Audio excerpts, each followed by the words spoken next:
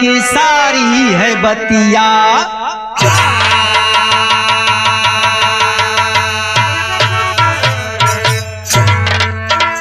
सभी श्रोताओं के बीच में एक पौराणिक कहानी प्रस्तुत है। गाने का शीर्षक होगा घर की लक्ष्मी भाग 2। यहाँ शीर्षक रखा गया बाबूजी, शराबी पति बहु लक्ष्मी। घर की लक्ष्मीनिया जान ला, घर का पूरा माहौल बदल दिया है भैया। घर में आज सब अमीर हो गए, जो लोग गरीब थे, खाने के लिए मोहताज थे, आज जान ला भैया घर का पूरी गरीबी दूर हो गई है। कुछ दिनों के बाद समय और बीत गया, बुढ़ऊ दूसर जान ला बियाह कैले हैं, देवर की शादी हो जाती है, तो बाबूजी वही लक्ष्मी बहू को लोग सताना शुरू करते हैं। तो क्या कहना है? क्या बात है? एक शायर कवि कहता है, क्या कहता है कि कोई पूछे जरा मेरे दिल से, आप कितने वफादार निकले। कोई पूछे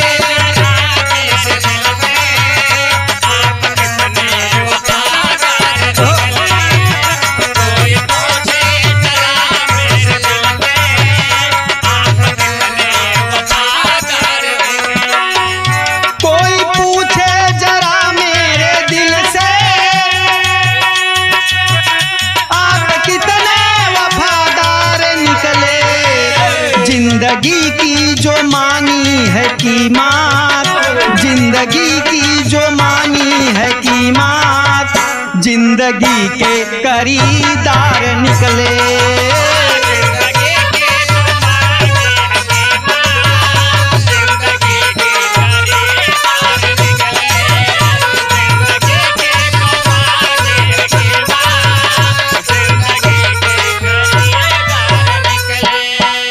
भैया एक कव्वाल गाने वाला कव्वाली में क्या संकेत करता है?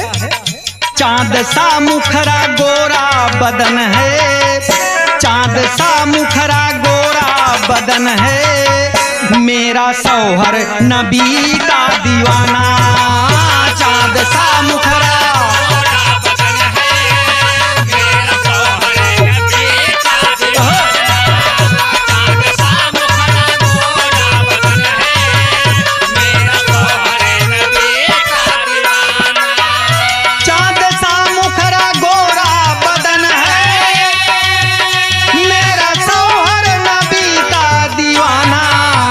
माँ की बेटी है लाडो परी है, माँ की बेटी है लाडो परी है, तेरा सौहर है जालिम जबाना।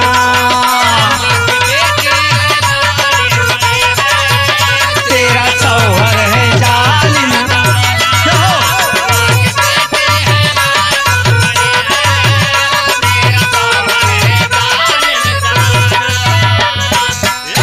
ए भैया आज जान ली समाज का रीत है, चुटकी भर सिंदूर जान लीजिए बाबूजी, आज कितना महंगा हो गया है एक बेटी के लिए। कवि जी नजम के भाव में संकेत करते हैं,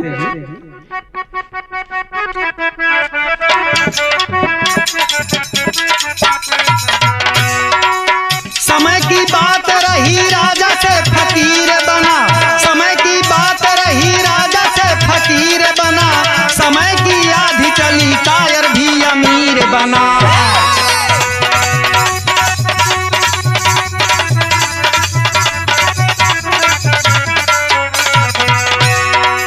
गरीबी जुल्म है इंसान को रुलाती है, गरीबी जुल्म है इंसान को रुलाती है, गरीबी ज्वाला बन के आग भी लगाती है।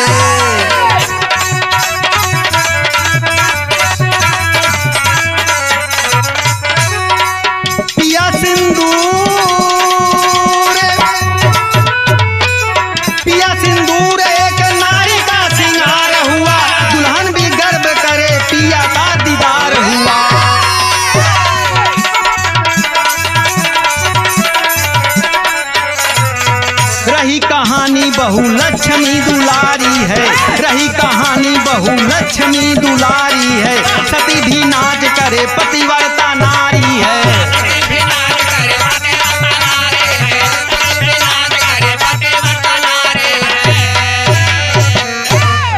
ए भैया वही घर की लक्ष्मी दोस्त, जान लीजिए भैया, पूरा घर को सजा दिया। जो लोग घर में कभी गरीब होया करते थे, आज सब दोस्त अमीर हो गए हैं। आज जान ला भैया, सब शादी ब्याह सब कैले हैं, बुढ़ऊ दूसर एक दुल्हन ले आए हैं यहाँ। वही लक्ष्मी बहू जो गरीब से लाकर सबको अमीर कर दिया, आज घर में लोग उसे सताना शुरू कर देते हैं दोस्त। आज देवर उठता है अपने भाभी को बाबूजी पैर से मार दिया। भाभी कहती कि भैया आप सब छोट छोट रहे हैं, पाले पोसे वहां लायक बनाए, आज हमें सतावत है। बाबूजी भाभी आज एक विनती करती है कि भैया हमारे एक बात सुना। देवर कहता कुछ नहीं सुनना है, अब तुम मेरे घर को छोड़कर यहाँ से भाग जाओ दोस्त। वही बाबूजी भाभी एक बात कहती है, क्या कहती है? कर्ज वही बा कि भगवान कन्हैया मुरली मनोहर बैठे हैं दोस्त।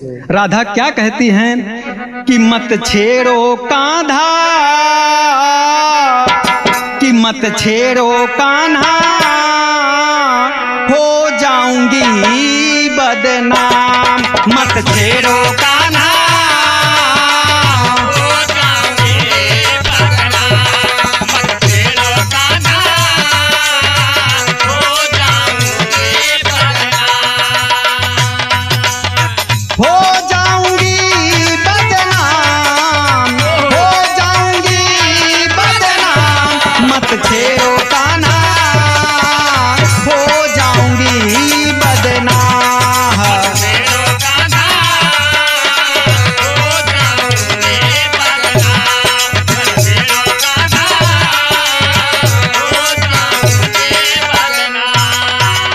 ए भैया वही घर की लक्ष्मी बहू दोस्त तो कितनी बढ़िया उपमा देती है अपने देवर से कि ए देवर बबुआ, एक महतारी के पेट से तू पैदा भा मुन्ना।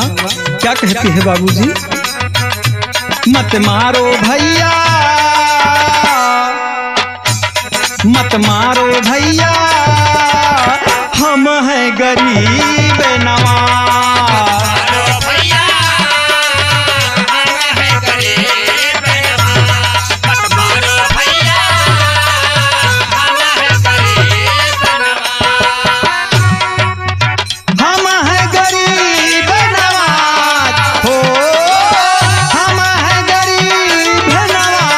मत मारो भैया, हम हैं गरीब नवाज।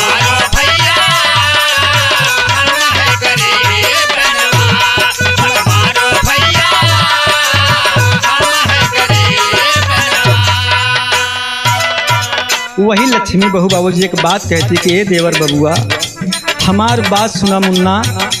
कहूँ यही घरे बरे लक्ष्मी बहू भूखा पेट सोई है, आप लोग को पाली है, खाना खिलाई है, आज हमें भगा रहे हो। तो मेरी बात सुन बाबूजी क्या कहती है? बहिनी बिटिया महतारी से चलते है संसार, बहिनी बिटिया महतारी से चलते है संसार, बहिनी बिटिया महतारी से चलते है संसार। हमारे अंकुर से जन्मा है नर नारी बंसार। मत मारा भैया, हम हैं सदा सबकी लाज।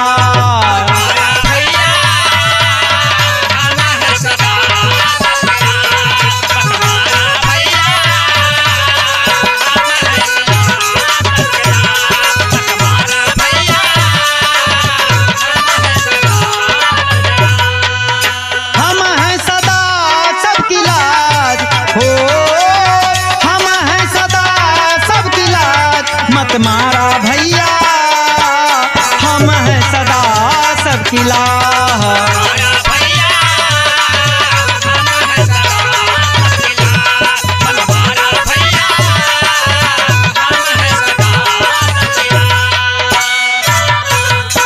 ए भैया घर की लक्ष्मी बहू विनती करती है, प्रार्थना करती है बाबूजी, लेकिन देवर एक भी बात नहीं मानता। घर से बाबूजी बाहर निकाले, भाग जाओ यहाँ से, तुम जाओ जहाँ तुम्हारा पति रहता है। पिया का हाल बा उगा है बम्बई कमाई। बाबूजी नंबर 1 गलत संगत में पड़ गया। नंबर 1 जान ल भैया उस शराबी में नहीं होगी बाबा। उसका काम क्या है? डेली दारू पीना है, रात की औरत हेरना है। बाबूजी इधर वही लक्ष्मी बहू को घर के लोग भगा रहे हैं, तुम भाग जाओ यहाँ से। बुढ़ऊ का मन कहा था कि अपने बहू को हम रोक ले, हम गरीबी बाबूजी झेले यही जो नहीं बहू हमका सहारा देबा। लेकिन आज देखो समय की बात है, मेरी भी बात आज बाबूजी घर का कोई प्राणी नहीं मान रहा है। बाबूजी घर के लोग नहीं मानते उसको भगा देते हैं। बाबूजी आज का काम करती है दोस्त लक्ष्मी।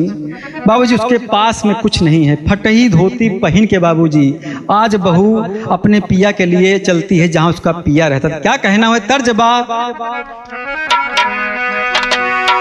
ए भैया आज बाबू देखा बहू बाबू जोन बाबूजी बहू के जान ल बुढ़ऊवान के गरीबी समय में ले आए रहन।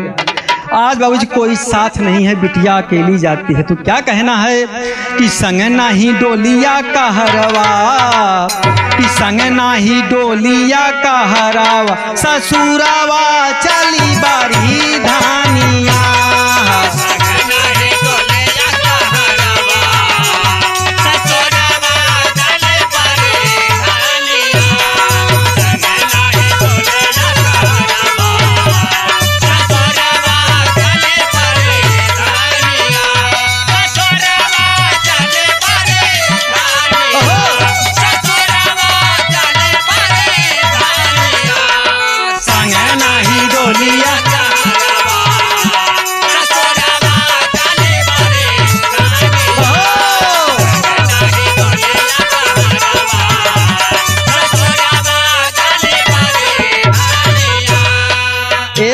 घर की लक्ष्मी बहू बाबूजी कहाँ पहुँचती है? जहाँ उसका पिया मैखाने में दोस्त आए के डेली दारू पियत रहन।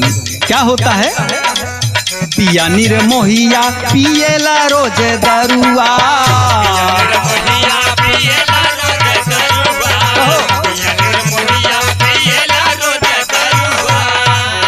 इतना भी योगा करता है वो पीने के बाद। रोज मैखाना हेरेला मेहरुआ,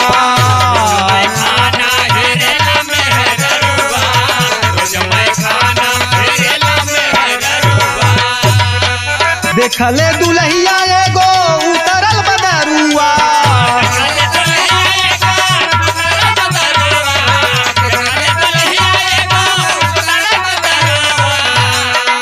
कहे सैया पाँव छुई राउर मेहरुआ,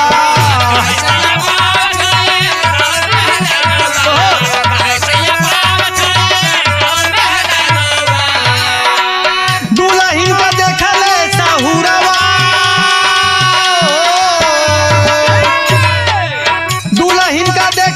साहुरवा ससुरवा चली बारी धानिया।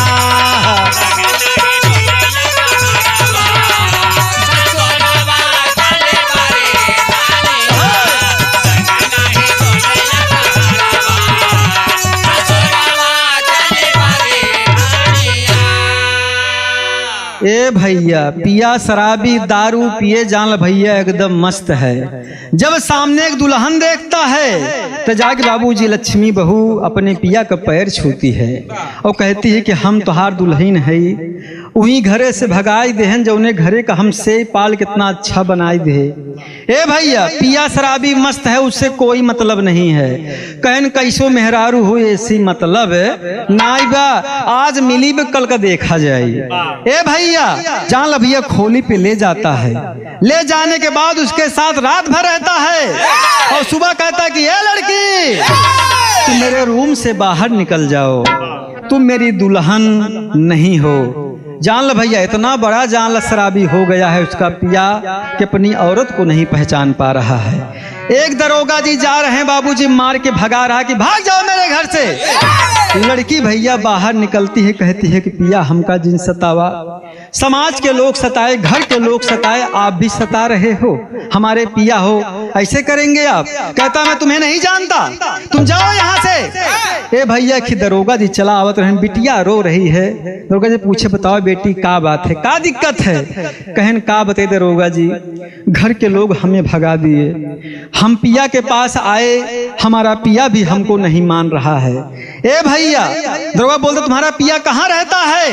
कहते वहाँ खोली बगल साइड में है, वहीं हमारे पिया रहते हैं। बाबूजी दरोगा जी बिटिया को साथ लेकर वहाँ पहुँचते हैं और क्या कहते हैं कि ए लड़के, अगर आज के बाद लड़की के ऊपर जान अगर तुमने हाथ छोड़ा तुमको बहुत मार मारेंगे। ए भैया बाबूजी दरोगा जी संतान विहीन थे, कोई बेटी नहीं थी दोस्त, को कोई बेटा भी नहीं था।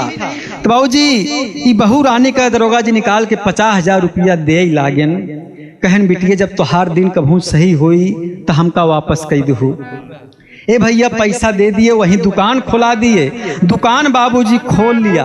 अब बाबूजी दुकान खूब बढ़िया लगी चलई, और जोन ओकर शराबी पिया रहन दोस्त वो दारू पीना छोड़ दिया।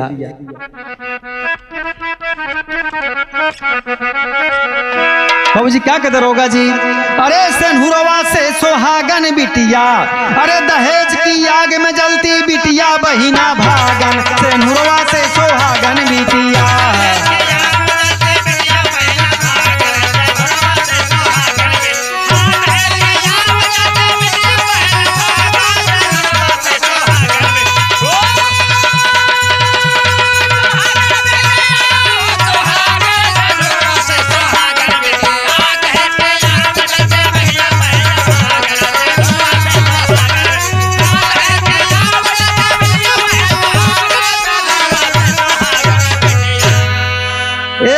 लक्ष्मी बहू बाबूजी का दुकान बढ़िया खोल लिया है, और दुकान जान ल बहुत टापो टाप चलते हैं, बढ़िया पान बिकात बा, बढ़िया भैया फल बिकात बा। कुछ दिना समय बीत गया, वह लक्ष्मी बहू जो बाबूजी घर से मोहताज होके भाग के आई पिया के पास, पिया भी उसको कबूल नहीं कर रहा था।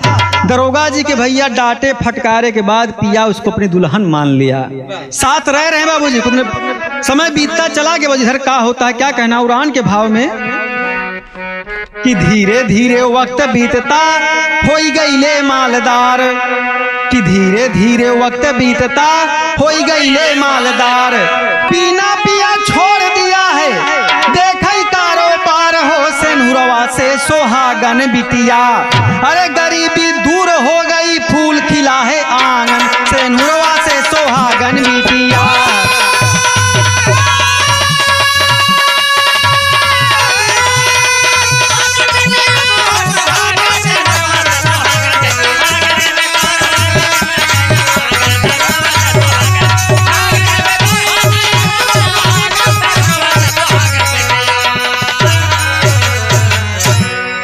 भैया समय बीतता चला गया दोस्त। कुछ दिना के बाद लक्ष्मीनिया बहू बाबूजी यहाँ एकदम अमीर हो गई, पक्की बिल्डिंग लहराती है।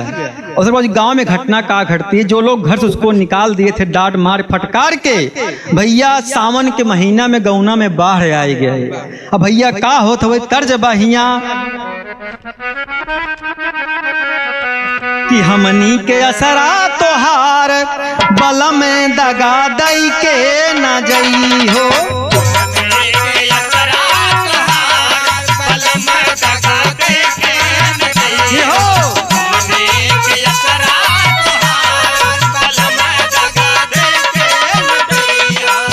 इधर भैया क्या होता है, घर की लक्ष्मी बहू एकदम संपन्न है, लेकिन उधर गांव में क्या होता है, जहाँ उसका ससुराल था, क्या होता है, आइल सावनवा में बाढ़ मकानवा ससुरवा के बही गए।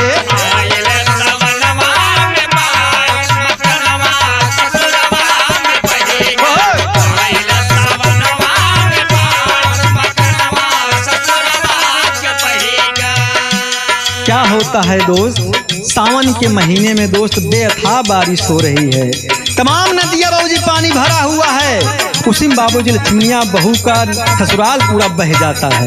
अंतरा में क्या होता है, नदिया उफान मारे लोग उतर आई, घरवा हजार गिरा खबर गई पाई, बाबू का रहीगा दुलार मकनवा ससुरवा के बही गए।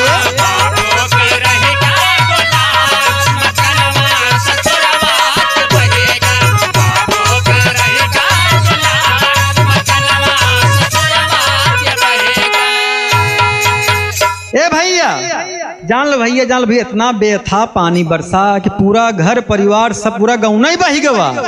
अब भैया बहे के बाद बाबूजी क्या होता है, संजोग बस देखा बाबूजी, एक मालिक करिश्मा देखा ही आप सब बाबूजी। गांव उसके लक्ष्मी बहू के घर के लोग बाबूजी दूसरे शहर में बहते हुए पाए गए, और सब बाबूजी जीवित हैं, कोई मरा नहीं है। बाबूजी आज बेसहारा हो गए, सब भीख मांगते हैं, गांव गांव घूमते हैं कि भैया सहारा दे दा, कुछ खाए के हम के दे दा, हमारे पास कुछ भी नहीं है। बाबूजी इधर का सरकार बाबूजी पूरा गांव नाले में घोषित कर दिया, एकदम जान ला भैया लोग घर से बेघर हो गए।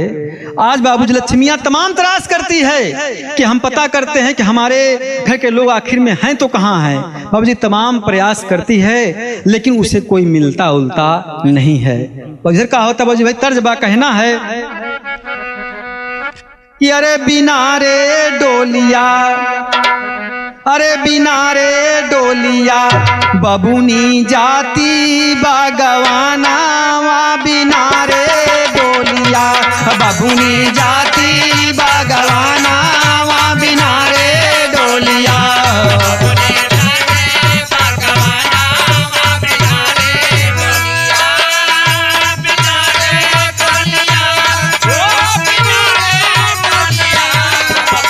जाती बागवाना बिना रे डोलिया,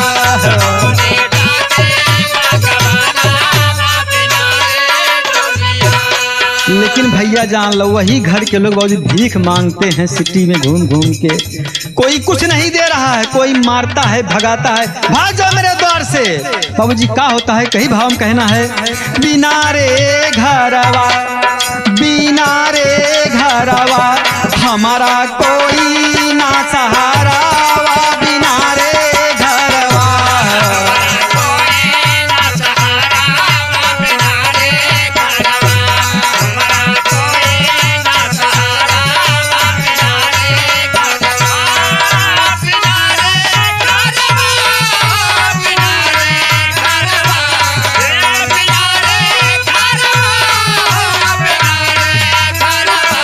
हमारा कोई ना सहारा बिना रे घरवा,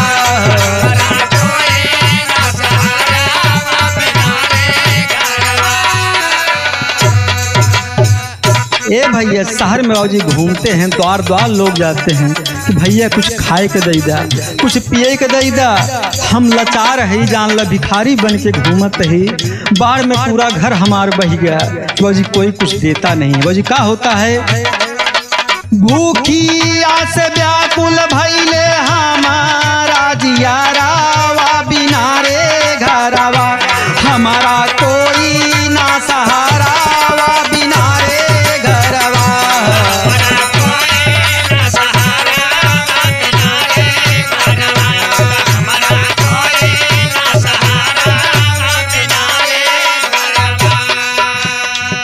ए भैया शहर में जान लग घूम घूम कुल भिक्षा मांगते हैं कि उन्हें कोई भिक्षा नहीं देता है।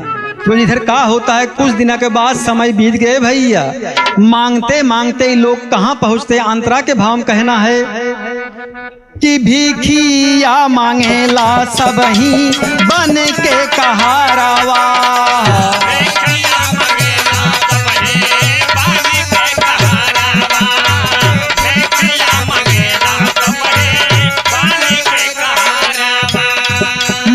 मांगन पहुँचे देखा बहू के दुआरावा,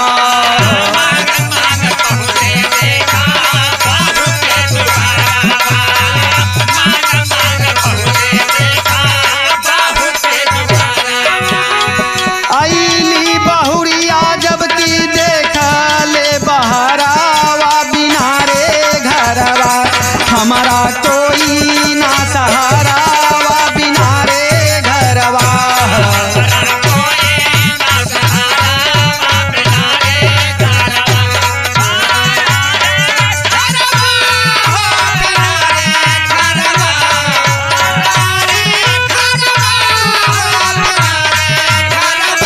हमारा कोई ना सहारा बिना रे घरवा,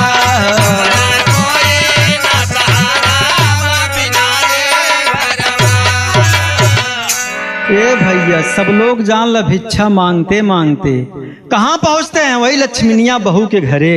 जेका बाबूजी देवर ने भगा दिया था, घर के लोग भगा दिए थे। बाबूजी देखती है कि हमार सास ससुर देवर सब हमारे घरे आई हैं। वो लक्ष्मी बहू पहचान जाती है, प्यार से बैठाती कि बैठा। बाबूजी आ ससुर देखता है कि हमार वह लक्ष्मी बहू हुआ जेका हम लोग इज्जत नहीं करे, सम्मान नहीं दे, अरे घर से भगा दिया मैंने। बाबूजी बहू लक्ष्मी कहा ससुर जी आप तनिको टेंशन बाबा जिनला, हम फिर से संपन्न हो गया है। यहाँ खूब बढ़िया देखा बिल्डिंग लहराती बा, एक दरोगा जी मिले, सहारा दिया, हमारा पति भी शराब छोड़ दिया। ए भैया आज अलबे घर के लोग एकदम बाबूजी लाज बस डूब गए, करे बाप रे बाप का कही। ऐसे लक्ष्मी बहू को दोस्त नमन है, प्रणाम है। क्या कहना खड़ुआ आल्हा के भाव में, पतिवर्ता दुल्हन अमर भाई अपने घर की राखी लाज, पतिवर्ता दुल्हन अमर भाई सास ससुर की सेवा करती, दासी बनकर थाम है काज, सास ससुर की सेवा करती। औरत होके नाम कमाई, दुख झेली हारी ना याद, औरत होके नाम कमाई, औरत होके नाम कमाई, दुख झेली हारी ना याद, औरत होके नाम कमाई, दुख झेली हारी ना याद। ऊंचे पर्वत मई हर वाली, ऊंचे पर्वत मई हर वाली, देख रही भगतन कैला।